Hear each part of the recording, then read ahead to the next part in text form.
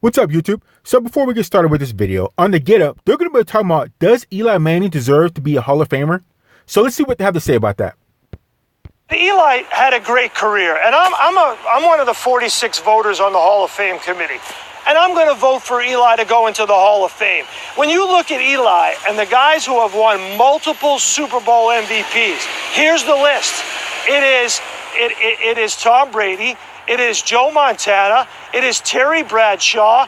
It is Bart Starr. Now, Brady's getting in. Bradshaw's in. Bart Starr is in. Montana's in. Eli Manning is going to get in the Hall of Fame. He has had a great career here. Yeah. 210 straight starts, and he has been a great player for the New York Giants. I've been surprised that people think that I'm insulting him. Like, I think he deserves to go in the Hall of Fame the same way I think Joe Namath should be in the Hall of Fame, because Super Bowl III and calling the game was such a big part of NFL history, and I think Eli's 2 Super Bowl wins are such a big part. He should get in. But let's also not pretend like he's a great quarterback. He's had some great moments, but he doesn't rank up there. His QBR is tantamount to somebody more like Jameis Winston than it is somebody like Drew Brees. So let me stop right there. So Eli Manning has really messed things up. I mean, he's really messed things up on how you vote who's going to be the GOAT and how you vote who's going to be a Hall of Famer. So for one, he messed up how to be the GOAT because he beat Tom Brady. People say Tom Brady is the GOAT, and he got beat 3 times. Twice by Eli Manning. Not once, but twice. So that means that's not a fluke. So it's kind of hard to call Tom Brady the GOAT. But then you look at Joe Montana, he's 4-0 in Super Bowls. Terry Bradshaw, he's 4-0 in Super Bowls. And Bart Starr is 2-0 in Super Bowls. Those guys never lost. They never lost. So is one of those guys really the GOAT? Even though Tom Brady's been to the Super Bowl 9 times, won it 6 times, but lost 3 times, and twice to Eli Manning. So how do you do that type of voting? Because what does that place Eli Manning? If people call Tom Brady the GOAT, but then the GOAT got beat twice by Eli Manning, what does that mean he is? What does that make Eli Manning? You beat the best of the best. So what does that put Eli Manning? How do you take care of that? Eli Manning has messed everything up. So now if you want to go as far as being a Hall of Famer, his numbers aren't exactly the best to be a first ballot Hall of Famer or even a Hall of Famer at all. But just off the fact that he won 2 Super Bowls, he beat the GOAT and Tom Brady twice, really overshadows his terrible seasons. It has to. You beat the best twice, not once, but twice. So that means that's not a fluke. That means you have to go into the Hall of Fame. You have to, just on default, of beating the best. Now, his numbers regular season may not be that good, but that trumps beating the GOAT twice. So let's keep going. There are other quarterbacks. Jim Plunkett won 2 Super Bowls, but he's not in the Hall of Fame. Maybe not MVP of both, but he's not in the Hall of Fame. So just to be clear, I think Eli deserves to get in. I don't think comparing him to Coolio is an insult. Gangsta Paradise slaps. It still does. Turn it on and try not to bob your head. That thing's a banger. And I'm going to slippity slide off the air and go get myself some coffee.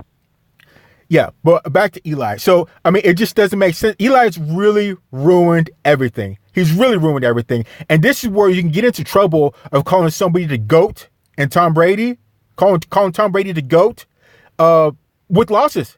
That's the trouble with it. If you have losses, that makes it all the much more harder to determine who's the GOAT. Because, like I said, Tom Brady has 3 losses. Joe Montana is 4-0, never lost in the Super Bowl. Terry Bradshaw's 4-0, never lost in the Super Bowl. Bart Starr is 2-0, never lost in the Super Bowl. So is one of those guys the GOAT? Because they never lost. It's easier to argue for them versus Tom Brady, who's lost 3 times to a guy twice. You see how there's a problem here? There's a major problem. Something just by default for beating the GOAT twice, Eli Manning's got to go to the Hall of Fame. How are you going to leave out a guy that beat the GOAT and then people in 20 years, 30 years going to look at, well, let's see who Tom Brady. They say he's the best ever. Wait a minute, he has 3 losses. Wait a minute, he lost to Eli Manning twice? And Eli Manning's not in the Hall of Fame? I mean, what does that mean? There's a problem here, a major problem. So let's keep going. All right. You don't know any other Coolio lyrics, you got to pull another one out. Well done, Sal. Thank you very much. Sal, who was well prepped. There's no question for that one. The great Sal Paolantonio. Thank you, my friend. We will see you soon. And listen, I mean, I don't know if I should be proud of this or not, but I could actually sit here. We don't have the copyright allows us to do it, but I could actually do all of the words to Coolio's Gangsta Paradise right now. So while they're still on the Gangsta Paradise stuff, let's look at athletes that are considered the best in their field. Look at Michael Jordan. Michael Jordan is 6-0. He never lost in the finals. So it's not too hard to put him as being the GOAT, even though you can argue it, but Michael Jordan made it easy for you to say that he's the GOAT because he's 6-0 in finals, never lost. Let's look at Floyd Mayweather. Floyd Mayweather never lost. What is he, 51-0? He's never lost. So it's not too hard to put him as being, okay, pound for pound, best boxer ever. Pound for pound. I know he can't beat heavyweights, but pound for pound, the best boxer ever because he never lost. That's hard to argue with when you never lose. But then you go over to football, and when you want to call Tom Brady the GOAT and the best ever, but he caught 3 L's and he lost to one guy twice. So, I mean, what does that mean? And then you have behind Tom Brady, you have, like I said, Joe Montana, 4 rings, undefeated in the Super Bowls. You have Terry Bradshaw, 4 rings, undefeated in the Super Bowls. Bart Starr, 2 rings, undefeated in the Super Bowl. So, I mean, you see where there's a major problem? Eli is putting the NFL in an odd situation, a very odd situation. So let's keep going. You can do that with many songs, so that's very true. You can't pretend like you don't know if you'll be proud or not. You are clearly proud. This is 2 days in a row that you referenced, and you think that to give you some sort of credit. I don't know. I just want to quickly reference the fact that we're talking about slippity slide, and you tried to take a cool drink of your water and spilled it all over the desk. No, it was intentional. I was so hot I needed to cool down. But to go back to your previous thought, I think I don't agree with you, which is to say I think you are selling short a little bit Eli's career. I'm not suggesting that he belongs in the conversation with the absolute upper echelon, the all-time greats of the great. His brother, for example, is unquestionably on a higher level than he is. But I do think he is better than an average quarterback who caught fire a couple of times. We have seen that, and Jim Plunkett was that. I'm old enough to remember Jim Plunkett. Jim Plunkett was that. Eli Manning, I think, has been better than that. Well, his stats don't reflect that. His stats reflect that. In a very, very tough place. Go find. So Eli Manning's stats, regular season stats, may not reflect that he's a Hall of Famer or even one of the best. But what trumps that is when you go to the Super Bowl and you win twice and you beat who everybody calls the GOAT. Tom Brady got beat twice by this guy. So all that trumps whatever Eli Manning did for his rest of the years that were terrible. Beating the GOAT twice in the Super Bowl trumps all of that. By far. So Eli Manning has put the NFL and fans and everybody in a very weird place. A very, very weird place. So let's keep going. I mean, Quarterbacks who played in New York, go find quarterbacks who played in that stadium whose numbers look like the numbers that Drew Brees has put up in New Orleans. You're making excuses for him now. Like, I think he is probably a little bit above average, and he had 2 good runs. So, like, I don't know. But see, it doesn't matter if he was below average, above average, medium. It doesn't matter. What matters is going to the Super Bowl and winning and beating the GOAT twice. So it doesn't matter what your regular season are. You played the regular season to go to the Super Bowl. You played that to go to the Super Bowl to win. And that's what Eli did. And he beat the best twice. So it doesn't matter what he did. All you have to look at now is his Super Bowl rings. Because everything else, that trumps that. Especially beating the GOAT. So this is just weird. But let's keep going. Someone else that we make all these excuses and say, but you play for this team in this stadium or whatever. Like, no, your numbers are your numbers. Let me bring Tim Hasselbeck into this conversation. I'm curious to hear his perspective on it. And Tim, you were there in New York with Eli at one point. And I want to hear I don't know how much of this you've had a chance to hear between Sal and everything. Let me give you the floor. Well, listen, I've enjoyed it a lot. I've heard it. Listen, I actually think Eli's numbers are impressive. You think about all of his years as a starter. You take out his rookie year where, he only, started the second half of the season.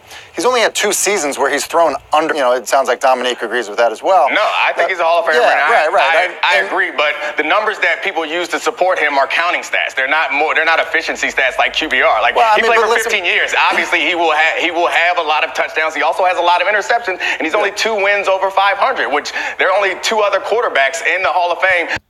So like I said before, Eli Manning, in his special case, it doesn't really matter what he's done in the past years. He's played terrible.